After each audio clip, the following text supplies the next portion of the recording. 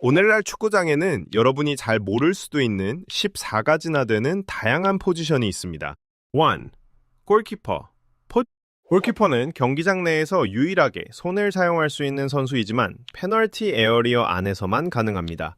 주된 임무는 간단합니다. 공이 골대 안으로 들어가지 않게 막는 것입니다. 슈팅을 막고 크로스를 잡아내고 공을 펀칭으로 쳐내며 코너킥이나 프리킥 상황에서 수비를 조율합니다. 하지만 현대의 골키퍼는 단순히 선방만 하는 것 이상의 역할을 합니다. 몇 가지 다른 스타일이 있습니다. 전통적인 골키퍼는 보통 골대 가까이에 머물며 반사신경을 이용한 선방과 위치 선정에 집중합니다. 스위퍼 키퍼는 재빨리 골라인을 벗어나 스루 패스를 차단하거나 거의 추가 수비수처럼 행동합니다. 볼 플레잉 골키퍼는 발 기술이 뛰어나 후방에서부터 공격 전개를 돕습니다. 오늘날 최고의 골키퍼들은 종종 이 3가지 기술을 모두 겸비합니다. 예를 들어 알리송 베케로와 마이크 매녕은 뛰어난 슛 스토퍼이면서 동시에 후방에서 공격을 전개할 수 있는 능력을 갖추고 있습니다. 과거에는 잔루이지 부폰, 이케르 카시아스, 레프 야신과 같은 전설들이 이 포지션을 재정의했습니다. 그리고 물론 마누엘 노이어는 2010년대에 그의 스위퍼 키퍼 스타일로 이 역할에 혁명을 일으켰습니다. 그는 역대 최고 중 한 명으로 꼽힙니다. 2. 센터백. 센터백은 모든 팀의 수비 척추입니다. 그들은 골키퍼 바로 앞, 수비의 중앙 지역에서 뛰며 주된 임무는 상대방이 득점하는 것을 막는 것입니다. 대부분의 팀은 무명의 센터백으로 경기를 하지만 3백과 같은 일부 포메이션에서는 3명이 될 수도 있습니다. 어떤 구성이든 센터백은 슈팅을 차단하고 헤더 경합에서 이기고 태클을 하고 수비 라인을 조직하는 책임을 집니다. 그들은 또한 종종 공을 앞으로 패스하여 공격을 시작하는 첫 번째 선수이기도 합니다. 센터백에는 여러 유형이 있습니다. 일부는 볼플레잉 수비수로 침착하게 공을 소유하고 팀이 후방에서 빌드업하는 데 도움이 되는 패스를 할 수 있습니다. 다른 선수들은 스토퍼로 주된 임무는 공을 걷어내고 몸싸움에서 이기는 것입니다. 더 오래된 시스템에서는 수비라인 다인 뒤에 위치하여 뚫고 들어오는 모든 것을 처리하는 선수인 스위퍼도 있었습니다. 수년에 걸쳐 이 포지션은 스위퍼 역할을 개척한 프란츠 베켄바우나 그의 지능과 완벽한 수비로 유명했던 파올로 말디니와 같이 축구계에서 가장 상징적인 선수들을 배출했습니다. 3. 풀백, 측면 수비수 포지션. 풀백은 수비의 왼쪽과 오른쪽 측면에서 뜁니다. 대부분의 포메이션에는 2명의 풀백이 있습니다. 그들의 주된 임무는 상대팀의 윙어, 빠른 측면 공격수를 마크하고 페널티 박스 안으로 들어오는 크로스를 막는 것입니다. 하지만 현대 축구에서 풀백은 단순히 수비만 하는 것 이상의 역할을 합니다.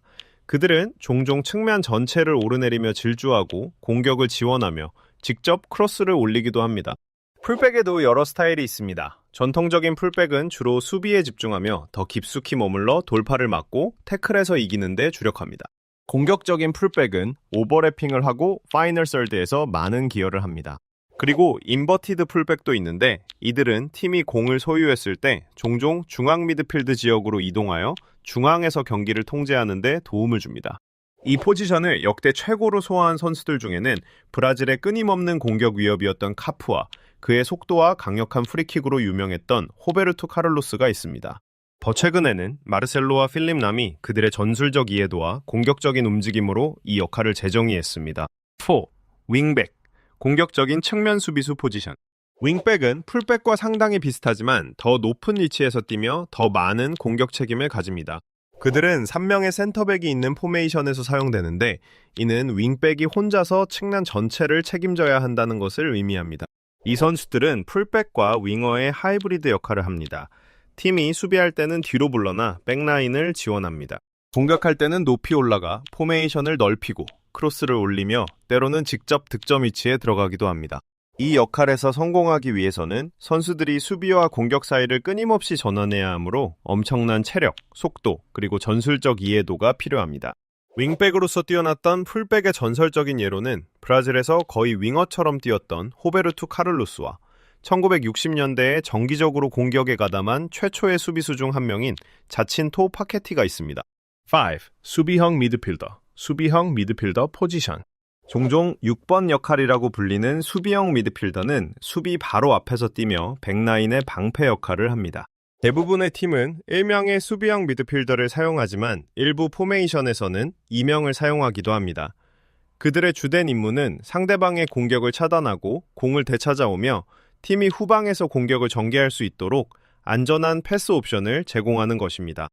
이 포지션 내에는 여러 다른 역할이 있습니다. 볼 위너는 태클과 가로채기를 하고 역습을 막는 데 집중합니다. 딥라인 플레이메이커는 압박 속에서도 침착함을 유지하며 정확한 패스로 템포를 조절합니다. 어떤 선수들은 볼을 탈취하고 즉시 공격을 시작하는 두 가지 역할을 모두 수행합니다. 전설적인 수비형 미드필더로는 클로드 마켈렐레가 있으며 그는 이 역할에 워낙 뛰어나서 이 포지션을 종종 마켈렐레 롤이라고 부릅니다. 그리고 바르셀로나의 황금기 시절 중원 장악을 아주 쉽게 보이게 만들었던 세르히오 부스케츠도 있습니다.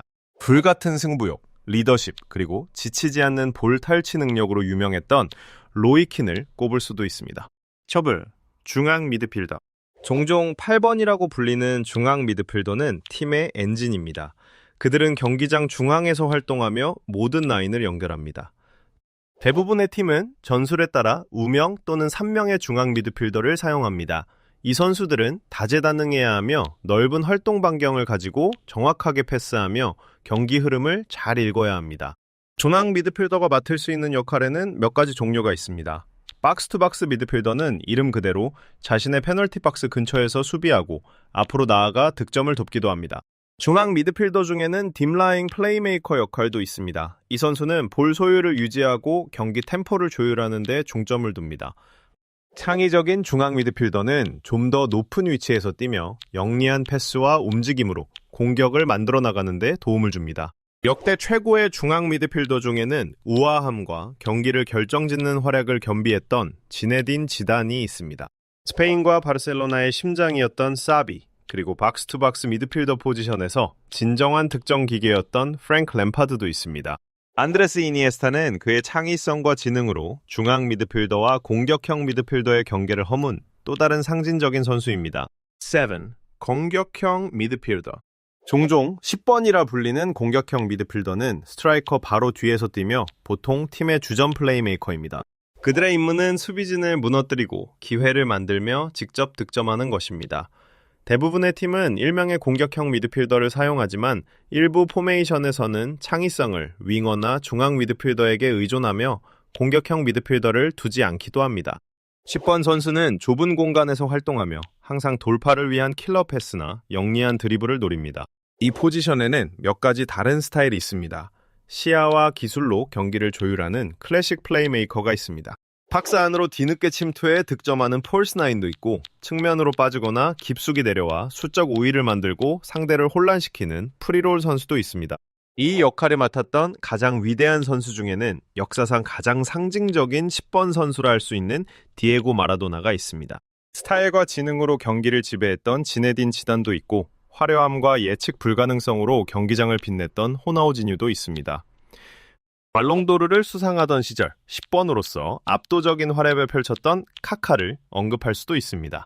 그리고 물론 브라질의 황금기 시절 시야, 드리블, 그리고 세계적인 수준의 골 결정력을 겸비하며 더 깊은 공격 역할을 자주 맡았던 펠레도 있습니다. 8. 윙어. 윙어는 측면 공격수로 보통 왼쪽이나 오른쪽 측면에서 뜁니다. 그들의 임무는 경기장을 넓게 쓰고 수비수를 제치고 크로스를 올리며 기회를 만들거나 직접 득점하는 것입니다. 대부분의 포메이션은 경기장 양쪽에 1명씩 총 2명의 윙어를 사용합니다. 그들은 팀이 공격할 때 측면에 넓게 위치하며 속도와 기술을 이용해 마크맨을 제치고 공간을 만들어냅니다. 윙어에는 몇 가지 다른 스타일이 있습니다. 터치라인에 붙어서 크로스를 올리는 정통 윙어가 있습니다.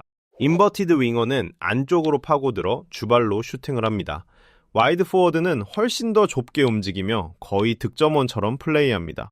이 역할을 맡았던 역대 최고 선수 중에는 파괴적인 왼쪽 윙어로 시작해 중앙 공격수로 진화한 크리스티아노 호날두가 있습니다. 바르셀로나에서 오른쪽 윙으로 시작하여 왼발로 안으로 파고들며 수백 골을 넣은 리오넬 메시도 있습니다.